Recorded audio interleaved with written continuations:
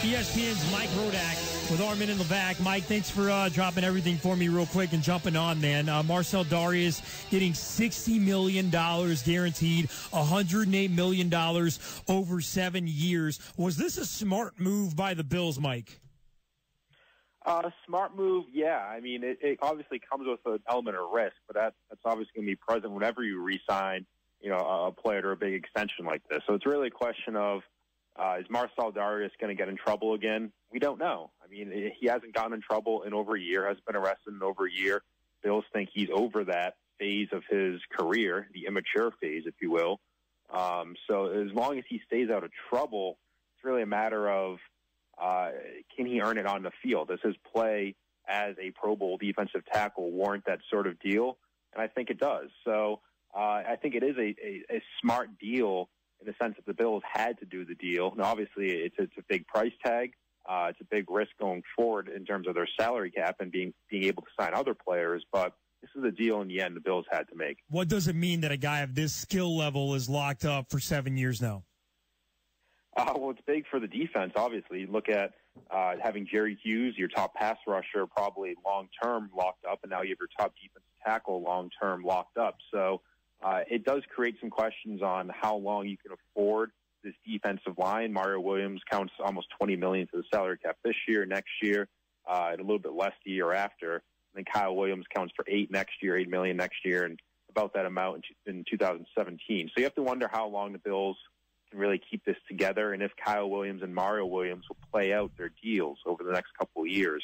There's a possibility that may not be the case because you have your long-term pass rusher, Jerry Hughes. He's younger than Mario Williams. You have a younger defensive tackle in Marcell Dareus. At some point, it would make sense to replace Kyle Williams and Mario Williams with younger players. So what it means is that it could be a domino effect in terms of other players now being cut or not being re-signed because of Dareus' deal. And, Mike, is this even more attractive and more exciting for Buffalo Bills fans because of the head coach with his defensive background and Rex Ryan and the way that he builds defenses from the defensive line out?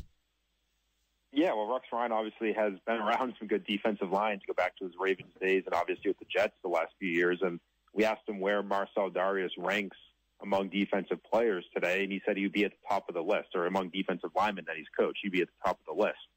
He's probably a notch below, let's say, Ray Lewis or Ed Reed, but Rex Ryan has a lot of respect for Marcell Dareus. This is a guy, obviously, third overall pick.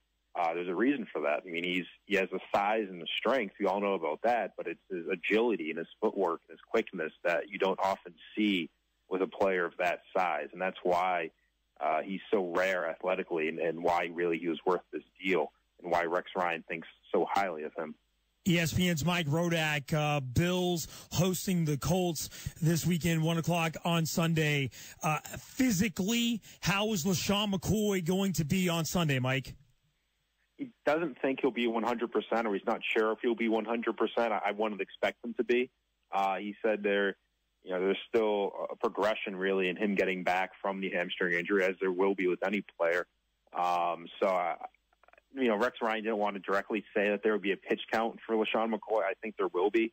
I think we're probably talking in the 15 carry range. It's not going to be the 20, 25 carries that we could see out of him at some games this season. So it's really a question of who gets the carries behind him, who gets worked into that mix more, and I think it's going to be Carlos Williams. So he's really the name to watch as a number 2 running back this week. What is the key matchup in this game, Bills-Colts, Mike? Oh, it's going to be Ronald Darby against whichever receiver he's going to be lining up against, whether that's Andre Johnson or T.Y. Hilton. I don't think the Bills have quite decided on one of those, but Ronald Darby is going to be the key to this game because if he gets torched the way he did against the Panthers in the preseason, the way he did against the Steelers, then the Bills are going to be in big trouble. The Bills have struggled against good quarterbacks the last couple of years. You go back 2 years ago, Drew Brees carved them up in New Orleans. Last year, Tom Brady carved them up at home. Phillip Rivers had a good day at home.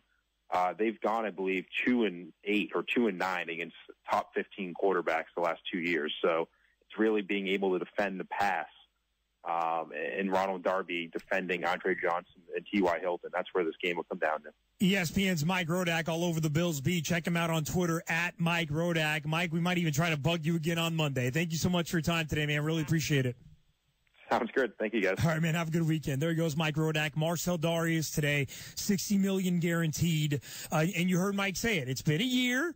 The Bills talked to Marcell Dareus since those two incidents. This is a new coaching staff. This is a clean slate. These are new owners. And they feel like, hey, you know what? A year's enough time. Marcell Dareus is mature enough. He'll be fine. Let's pay him $60 million guaranteed, $108 million over 7 years. Mike in Clifton Park, you've been waiting patiently on the Leah line. Thank you very much. Go ahead, Mike. Yeah, Mike Rodak covered a lot of what I was going to say as far as the Dareus thing, and that, he's been out of trouble for a year, and that he had talked to the Julias, and he's talked to Rex, and they think that he's matured. I was also going to say that it seemed like you were kind of riding him pretty hard. I'm a Bills fan, so I'm probably biased. But, talking about second chances, for all intents and purposes, the things that he did, regardless of his past is irrelevant.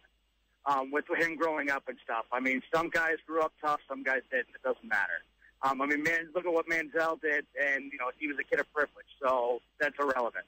But the things that he did, the drag racing, stupid and immature, but not beating up your girlfriend on camera or beating up your kid or being brought up on charges of murder, which some of the other players that have done the same thing.